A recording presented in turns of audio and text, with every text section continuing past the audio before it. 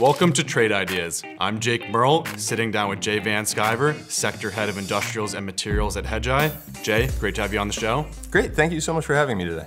So this is your first Real Vision interview, and we've actually had both Keith McCullough and Howard Penny of Hedgeye on before, so it's great to finally sit down with you. We've been trying to get you on the show for quite some time. And today, before we actually get into your trade, can you please go over your background, who you are, and what you do? Sure. I'm the Industrials Materials Sector Head at Hedgeye. I am a long-time buy-sider. I come from a long-only, long-short proprietary trading background. It's the only time I've ever been on the sell side.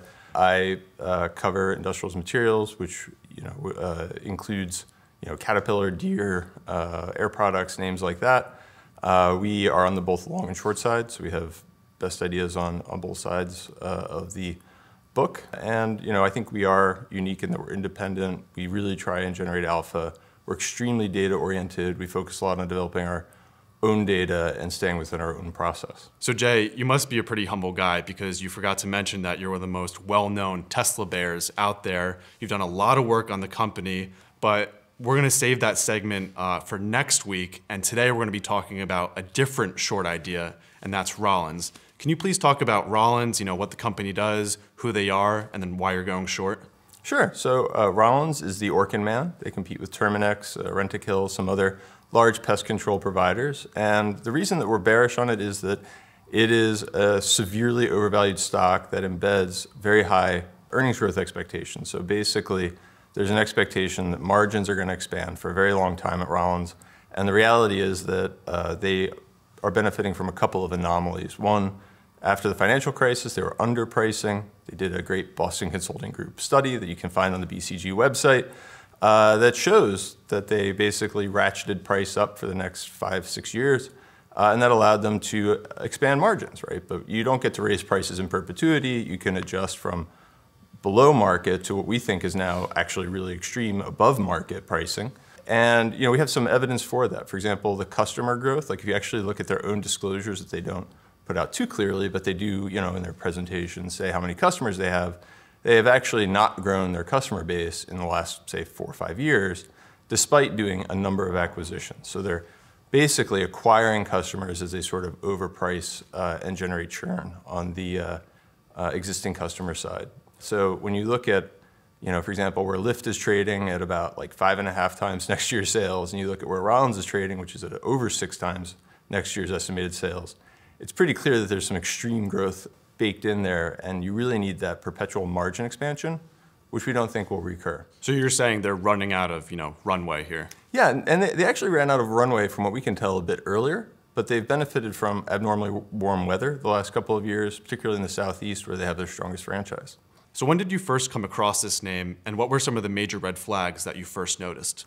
I've covered the space for a long time. I was actually at ServiceMaster, which owns Terminix, back before it went private in the early aughts, not to date myself, but the reality is that it's just something we launched on in December of last year, so it's a relatively new idea. One thing we do try and do is we try to be a little early in our timing to give our clients the ability to actually act on what we put out. Like if I add it as a best ideas or whatever on the all-time high, that doesn't really get us anywhere. So we try and be a little early to anticipate what's next. And as we go through this year, this will be the first time you've had an abnormally cold winter in the Southeast. You had snow in Louisiana, Atlanta, places like that. It is also a year where you're going to have an increased push from a new competitor in this industry, which is Rentokil. So increasingly, we're seeing competitive entry into the business. And we think this is the year that has the toughest comps. So earnings growth is going to slow for Rollins this year. It almost has to because the comps are so difficult. So even though you first recommended it in December, you think now would be a good time to get involved? Yeah, so we had it as a best idea, and it promptly collapsed. So one problem with this job is you end up pounding the table on all the stuff that makes you look bad, right? So we don't make a big deal. We try not to make a big deal to our institutional clients, wave our arms around when things actually go down. But when they pop back up, like Rollins just did, this is something that we then come out and present. We did it at a shorts conference hosted by Hedgeye, the analyst, and some other firms last week.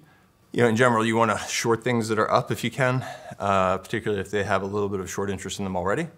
Short squeezes is the strategy we actually use in Tesla, or Rollins is less crowded, but it is a name where there is some short interest, so you want to take advantage of abnormal upside volatility. What is the short interest? What does that look like? It's around 10% of the float, but about half the float is controlled by the Rollins family. In general, from a valuation standpoint, the fact that about half the company is controlled, the company itself is controlled by the Rollins family, would be a reason for it to have a discount, right? That isn't something that would typically result in 60x earnings multiple, right? It's has a board, the composition of which great governance is not made. It is a very inside board. They're on all these other boards together. It also looks a little bit like a retirement community. They're all sort of over 70, 75 years old. In general, when you look at the short interest and you hit DES on Bloomberg, you're going to see 10%, but just keep in mind that's a mid-single digit percent of the total float, or of the total share count. So how much downside do you actually see for the stock? Our time horizon is about a year out, like as they go through difficult comps, and we see the key metric is organic growth slowing, and earnings growth slowing. Usually the stocks follow earnings growth, second derivative, right? The downside, if you DCF it, so Rollins is the big boy in the industry, it's unlikely to be a strategic acquisition. It trades at 60x, so it's probably not going private with debt, right? That would be a good way to create some negative value. So we basically, if you go through and you DCF it, which I think is the right valuation approach for that company, you get something between like 15 and 22 on a stock that's trading around 40. Does it have to trade at my fair value? Like, no, but it is at 60x, like ludicrously overvalued. At 25x, you could argue it's overvalued, but we certainly wouldn't be interested there. And you're not worried it could get more overvalued? Would you have a stop loss for this trade? Well, we don't have a position, so I don't have a stop. I haven't checked how active the options market is, but the reality is that there's always risk, right? In shorting, we could certainly be wrong. But from a macro perspective, we're in a decelerating growth environment, so we're seeing GDP comp, not necessarily down, but it's just decelerating. So one thing we do at Hedgeye, I think, really well, and we've gotten better at, is tracking real-time data, things that allow us to tell in real time whether we're falling out of bed. So we can track things like weather trends, web traffic, some other things in Rollins that tell us basically it's having a difficult quarter. It's not necessarily blowing up. They also missed last quarter, so estimates were too high last quarter. People say it's because they report quality earnings or something, and I'm like, okay, they missed, right? So I think we're in a situation in which this company is already starting to stumble and disappoint. A lot of the metrics we track in real time suggest that's going to continue. One of the difficulties would be, I guess, is if our metrics were telling us that it weren't going to be off or disappointing. But currently, everything seems to be tracking in line with what we expect. So if that were to happen, you would reassess your thesis? Yeah. We would get out of the way. So, for example, on Tesla, we track test drives, we track used prices, we track new prices, we track inventories, we track a lot of things in real time that allow us to tell if we're on the right track, and we do some very similar stuff for Rollins. So Jay, I know you're bearish on this stock, but what about the overall industry? What are you seeing there? So what we're seeing is competitive intensity increase, and what's interesting about this industry is, and aside from the fact that it's almost nothing, it doesn't really grow, and it's pest control, is that it does have a history of doing this exact thing it's doing now, where margins increase, competitors are attracted, because there's basically no barrier to entry, at least not much of a capital barrier to entry. So one of the digs we hear back is that, like, well, Rollins is very high return on capital, and it's like, well, so does a lawyer. Like, it's not a capital-intensive business. It's a guy going around spraying your house. If we look back to the 70s, this industry, we actually show Rollins margins going back to like 60s and 70s, it's been around for a long time. The industry had very high margins, and it attracted competitors, Waste Management being the most well-known. Margins subsequently fall quite a bit. Waste Management runs away. And when we look at rent-to-kill being attracted to the North American market because it's structurally more favorable, it's an element to that that's a little bit ridiculous.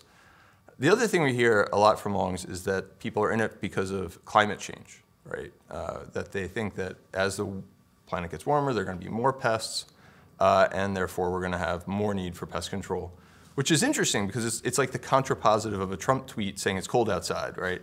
Global warming isn't going to work on like first quarter earnings, most likely, right? That is possible, I guess. I'm not a climate change expert, but it seems a little bit far-fetched given the state of the science. And the other problem with that thesis is that mostly climate change is bad for life on the planet, insofar as you are not a global warming skeptic. I'm not, but if we look at flying insect populations, mostly they've decreased, not increased in the face of sort of environmental degradation. Well, Jay, that was great. Thanks so much for joining us. Great, thank you for having me. So Jay is bearish on Rollins. Specifically, he likes shorting ticker symbol ROL at current levels and thinks the stock could reach as low as $20 over the next 8 months. That was Jay Van Sciver of Hedgeye, and for Real Vision, I'm Jake Merl.